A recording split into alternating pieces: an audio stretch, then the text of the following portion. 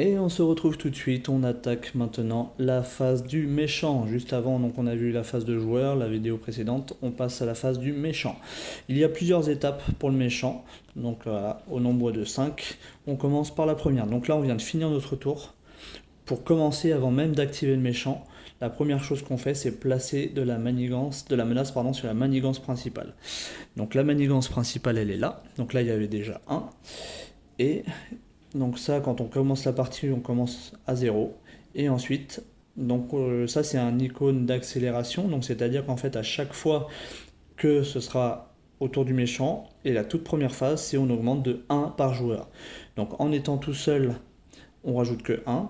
Si jamais on jouait à 3, par exemple, et ben on devait rajouter 3 jetons menaces dessus. Donc là, je montre l'exemple, un seul héros, donc j'augmente de 1. On passe à la deuxième. Le méchant ainsi que chaque sbire engagé s'active une fois par joueur dans l'ordre des joueurs. Donc là, je vais vous montrer que pour un joueur, mais bien évidemment, après, il va s'activer si on est à plusieurs, de la même manière avec les autres joueurs.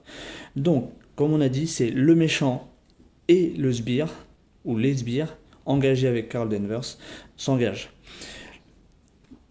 Donc, si vous êtes sous forme de héros, les ennemis vous attaquent.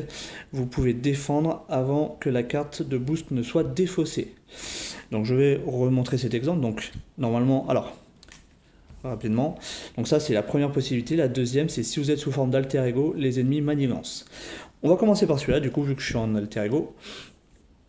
Donc le méchant s'active contre moi. Il doit manigancer, donc sur la manigance principale, donc il manigance à 1, et ils ont parlé d'une icône d'un boost.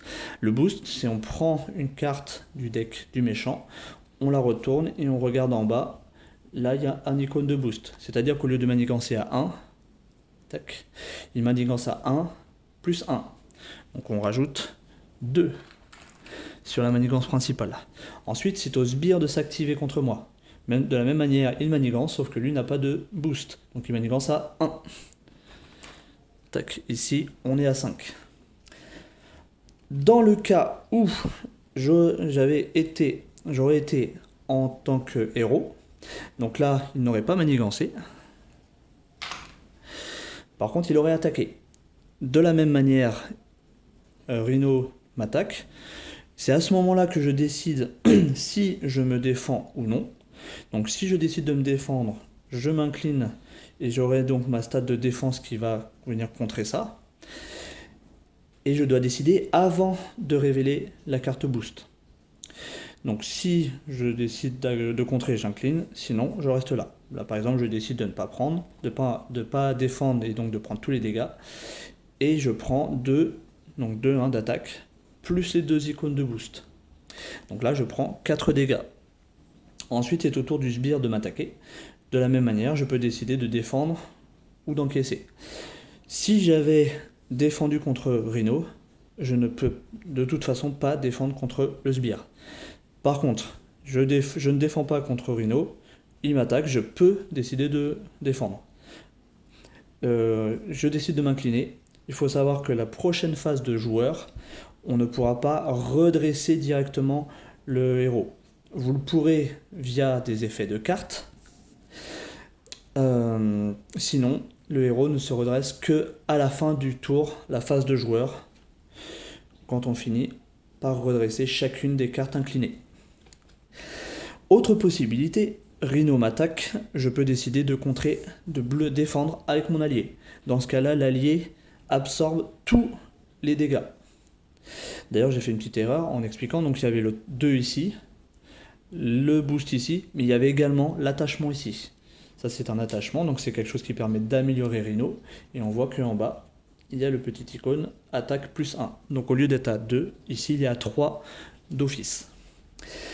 Et donc voilà, par exemple, s'il avait attaqué à 2, 3, plus la carte de boost, et avant ça j'avais décidé de bloquer avec mon allié, et ben dans ce cas-là, tout va sur l'allié, moi je ne subis aucun dégât.